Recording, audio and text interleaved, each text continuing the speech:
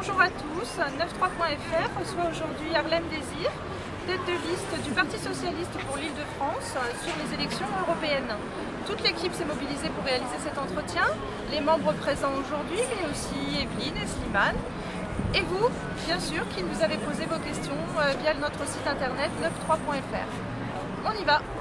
Donc venant la situation économique actuelle du pays, donc la semaine dernière tu t'es rendu aux entreprises de Seine-Saint-Denis. Tu as visité une entreprise qui était en crise, en difficulté, Magneto, voilà. Et Tassos aussi. Bon, deux. Oui. Tassos. Oui, Tassos aussi. Oui.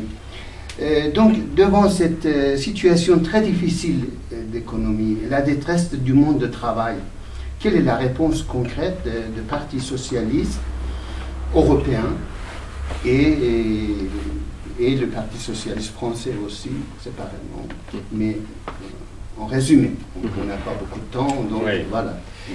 Mais d'abord, les salariés de ces entreprises, que ce soit Magneto, qui est un fabricant, un sous-traitant automobile, ou que ce soit Tassos, qui est une entreprise de produits agroalimentaires, ils sont dans des entreprises qui subissent un moment difficile à cause de la crise. Mais ils sont aussi dans des entreprises où ils ont le sentiment que les directions utilisent la crise pour mettre en œuvre des décisions de restructuration, de délocalisation, de compression d'effectifs, de gel des salaires, qui étaient déjà décidées avant. C'est-à-dire que la crise est un peu un prétexte. Bon. Et il n'y a pas de dialogue social. Alors ça, c'est une première chose, c'est qu'il faut que les pouvoirs publics, surtout dans cette période très difficile, ne laissent pas simplement chaque direction d'entreprise faire ce qu'elle veut.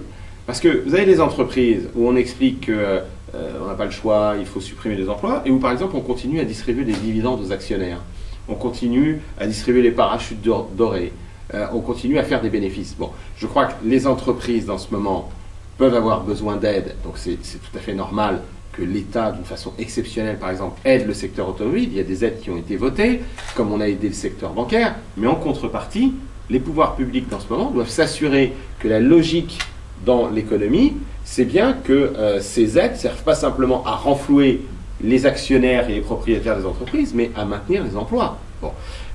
Et que, y compris, par exemple, nous sommes pour qu'il y ait une forme d'interdiction des licenciements boursiers, c'est-à-dire qu'on dise quand vous continuez à redistribuer les entreprises, vous ne devez pas supprimer les emplois. Si vous les supprimez, eh bien, ça vous coûte 3 fois, 4 fois plus cher que d'habitude. Vous devez assurer la reconversion du site. Vous devez assurer des indemnités beaucoup plus importantes pour les salariés, de telle sorte qu'on dissuade les gens d'utiliser la suppression d'emplois comme une facilité.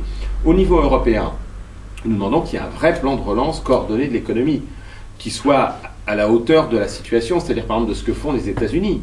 On pourrait citer les chiffres, ce serait un peu technocratique, mais ils ont fait un plan de 780 milliards de dollars, c'est-à-dire que ça représente 5% de la richesse nationale américaine pour essayer de relancer la machine, pour soutenir les secteurs qui sont les plus touchés par la récession.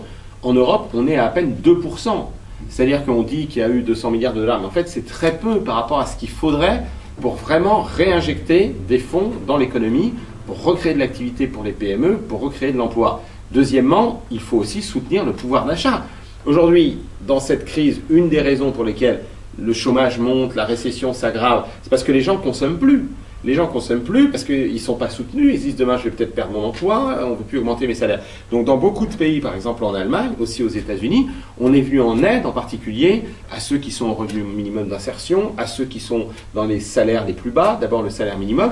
Nous avons fait une proposition de plan de relance qui propose notamment que tous les ménages qui bénéficient de la prime pour l'emploi, qui sont au RMI, etc., bénéficient d'une aide de 500 € exceptionnelle pour l'année 2009. S'il y a 2 personnes dans le couple qui sont dans cette situation, ça veut dire 1000 €, ça veut dire une petite bulle d'oxygène pour que les gens ne se restreignent pas de consommer et que donc l'activité économique puisse repartir. Troisièmement, dans cette situation, il faut aussi penser à des mesures plus structurelles pour l'après. On ne va pas juste renflouer les banques et les entreprises, puis hop, on va recommencer comme avant, la même économie, les mêmes inégalités, les mêmes bulles spéculatives, les mêmes actionnaires qui veulent 15% de rendement mais qui expliquent qu'on ne peut jamais augmenter les salaires, etc. Donc par exemple, nous demandons à ce qu'il y ait un renforcement des pouvoirs des comités d'entreprise européens, des représentants des salariés dans les entreprises, pour siéger demain là où se prennent les décisions justement économiques décisive. Comment on développe l'entreprise? Quelle est la part qui va à la rémunération des dirigeants, la part qui ira au salaire, à la formation professionnelle? Si jamais il doit y avoir des restructurations, est-ce qu'il y a des alternatives? Donc moi, je me bats par exemple au Parlement européen depuis maintenant 6 ans pour qu'on révise la directive sur les comités d'entreprise européens, parce qu'avec l'affaire Vilvoorde et puis tout ce qui s'est passé depuis, on a vu qu'aujourd'hui, cette loi européenne qui était censée protéger les salariés était détournée, et qu'en fait, les fameux comités d'entreprise qui doivent être consultés, etc., on les informe après que les décisions soient prises. Donc les gens, ils reçoivent un mail ou un fax le matin, on leur dit ça y est, on a décidé de fermer une entreprise, et maintenant on va réunir le comité d'entreprise juste pour parler du plan social, hein, et informer. Non, il faut que les décisions soient prises après la consultation, qu'on informe en temps utile, comme disent les principes européens, c'est-à-dire avant la décision qu'il y a un projet, que les comités d'entreprise puissent avoir les moyens de faire appel à des experts et de réunir leurs délégués au plan européen, donc qu'ils aient y compris des moyens financés par l'entreprise pour dire voilà, nous estimons que c'est pas vrai que la situation de l'entreprise rend inéluctable la suppression de 500 emplois, on pourrait s'en sortir autrement, etc. Et qu'il y ait des vraies stratégies industrielles, y compris, par exemple, dans l'automobile, on voit bien qu'au plan européen aujourd'hui, on devrait non pas simplement dire bon, bah, la France fait un plan de sauvetage pour Renault et Peugeot, et puis les Allemands sauvent Volkswagen, et puis chacun essaye de sauver son industrie dans son coin. Non, on devrait dire on fait un plan de sauvetage européen, coordonné, et on essaye d'aider surtout les entreprises automobiles qui là doivent traverser un moment de crise, mais qu'on espère passager, à s'orienter demain vers l'innovation en matière de voitures propres, en matière de voitures environnementales, la voiture du futur, parce que c'est celle-là qui nous permettra de continuer à avoir des emplois dans ce secteur. Voilà des choses qui devraient nous permettre en Europe de saisir l'occasion de cette crise, qui est un moment très dur, mais comme aussi une chance d'une certaine façon et une opportunité pour être mieux coordonnés, pour tirer les leçons de ce qui n'a pas marché, pour avoir un modèle économique qui soit plus équilibré entre l'économique et le social, entre l'industrie et le développement durable, c'est-à-dire sortir de la logique de la finance qui a dominé l'économie. C'était la finance par-dessus l'économie réelle, le court terme par-dessus le long terme, la rentabilité immédiate aux dépens de l'industrie et de l'emploi à long terme. Voilà ce qu'il faut essayer de changer et à quoi l'Europe doit nous aider en ce moment. Alain, pour finir, une question de test pour savoir est-ce que tu suis bien la campagne ou non. La question est que qui a dit et où, à propos de qui? À la maison, il parle comme Karl Marx en exil, mais à Bruxelles, il siège avec les sauvages néolibéraux. Ça, c'est Martin Schulz, le président du groupe socialiste au Parlement européen, qui est un très bon camarade, élu en Allemagne, et qui a déclaré ça à propos de François Bayrou lors du meeting des socialistes français et européens à Toulouse, où nous avons lancé notre campagne.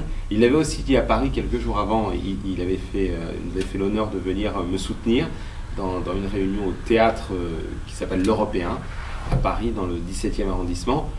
Et c'est une très belle formule, parce que c'est vrai que François Bayrou, ici, fait comme si, parce qu'il combat Sarkozy, ça c'est vrai, il était porteur d'une vision sociale, etc.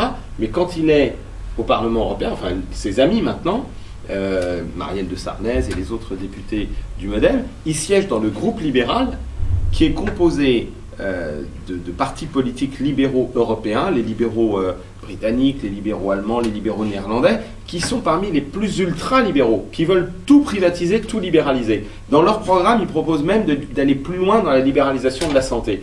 Ils trouvent qu'il n'y a encore pas assez de cliniques privées à côté des hôpitaux publics, etc. Donc, effectivement, la formule est bonne. Ici, en France, ils parlent comme Karl Marx en exil, c'est une sorte de révolutionnaire de gauche, et en réalité, en Europe, ils participent à la libéralisation du système économique et social. Voilà, c'est fini. Merci beaucoup. On va poser à peu près les mêmes questions, ou à peu près la même chose aux autres participants dans l'élection européenne, donc des forces de gauche et de droite. Voilà. Merci pour votre invitation, merci pour votre travail. Merci. C'est un plaisir.